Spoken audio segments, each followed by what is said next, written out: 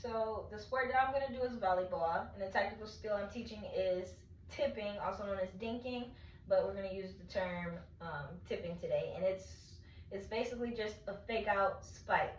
You usually do spikes to score a point in volleyball, which is a heavy hit. You have 3 passes, bump, set, spike is usually what the overall hits are in volleyball. But now you can make it a little bit more complex, and that's where the tipping comes in.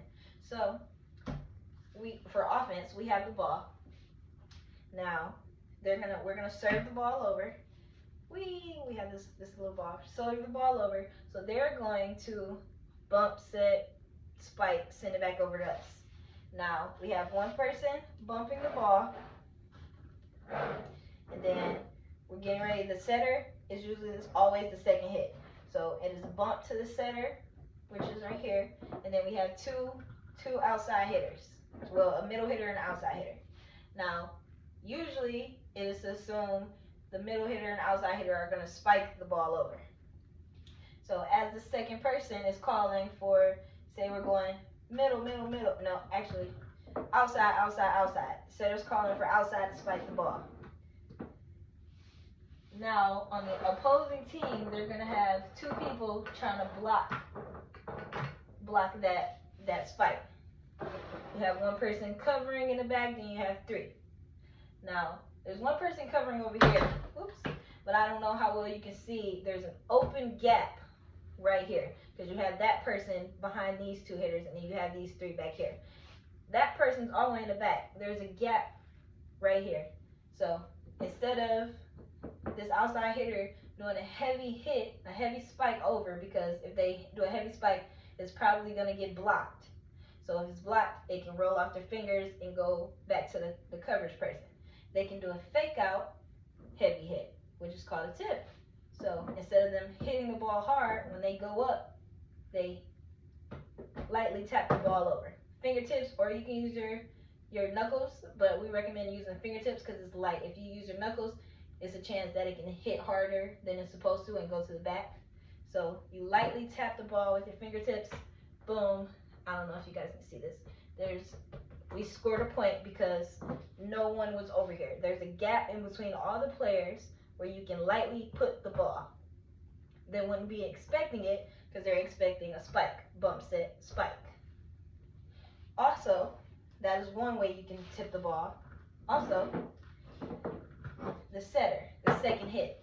Although there are 3 passes, you are able to send the ball over with the second pass. So the setter, which you get bump, boom to the setter. Now the setter can still be calling middle. They think the middle person's going to hit the ball.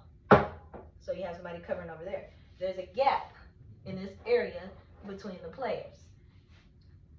Whenever the setter sees an open gap or one of the outside hitters sees a gap, that's when you take your chance. Like that, those are the cues.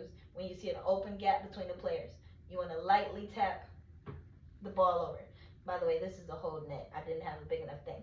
So the setter can say middle.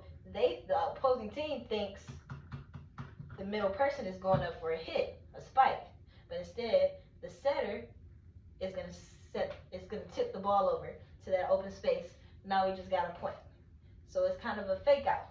And as long as the setter is still looking and calling for the middle player, they're going to think it's going to be the middle player hitting the ball over the net. But it's the setter putting it in that open gap. So whenever any of the front row people, setter, the 2 hitters, see an open gap in the front, that's where they want to place the ball and get an easy point. Now, for the opposing team, defense, the way it would look so that you wouldn't let anybody get a tip. This is going to be the opposing side now. So, say their middle person is getting ready to hit. Their setter's up here. We're over here blocking. You want, if you have 2 people up front blocking, you have one person right behind them covering, and then you have somebody from the out of the 3 back row come up to the second. So you guys want to be diagonally covered everywhere. So you guys don't have any gaps. So if the setter tried to tip it over, there's somebody right here to hit that ball.